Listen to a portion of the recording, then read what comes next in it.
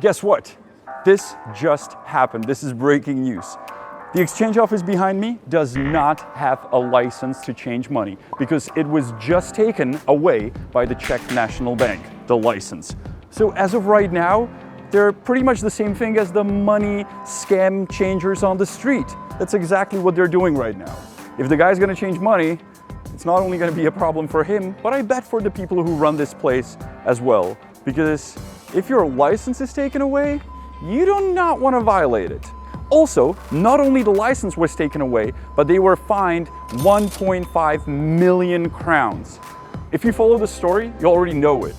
They have double exchange lists. They have an exchange list where it says, this is not exchange list, with the exchange rate that is in your favor, but then under it is the exchange rate that they actually exchange you money for.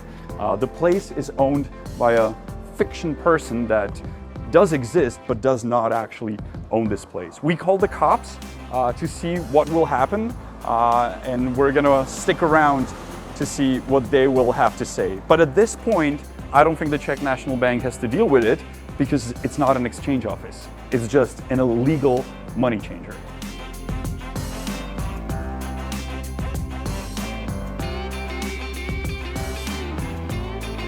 Wow, so the place just didn't shut down, but they actually turned off their lights just now. Actually, as the cops were telling us that they can't really physically shut them down, the girl turned off the lights and walked away. How bizarre is that?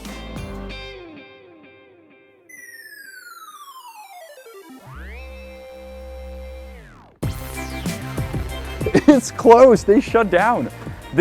What is not an exchange office because it does not have a license, finally shut down. They put the chain on the door and hopefully they will never open again.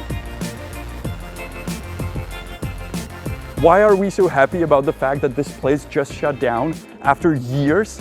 It's because they were destroying Prague. They were stealing money off tourists. They were cheating them. They were lying to them. There were people crying in this exact location and many others every single day. On my birthday, I want to say this story. On my birthday, on the 24th of December, Christmas Eve, I was here. There were a couple of tourists that were cheated. And I asked the woman, I said, look, it's Christmas Eve.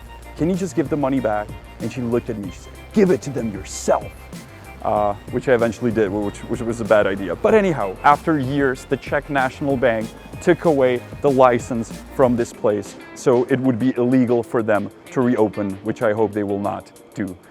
Thank you so much for watching this epic exchange offices story in Prague, and we hope these guys will not reopen somewhere else, but we'll definitely keep our eye on it. This story about these exchange offices is much wider and much deeper than just a bad exchange rate on the street. So if you want to know the full story, there will be a link below in the description where you can watch all the videos. And I hope they will not only entertain you, but educate you how some people can do business in Czech Republic. If you do want to support us on our crazy journey in Prague and catching scammers, exposing them, we'll be more than happy if you support us, if you can, on Patreon.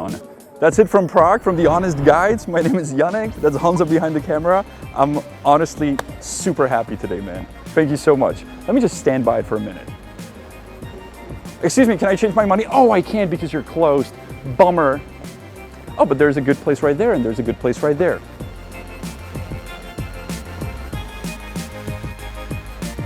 And a Czech word at the end is zavřeno, closed. Zavřeno.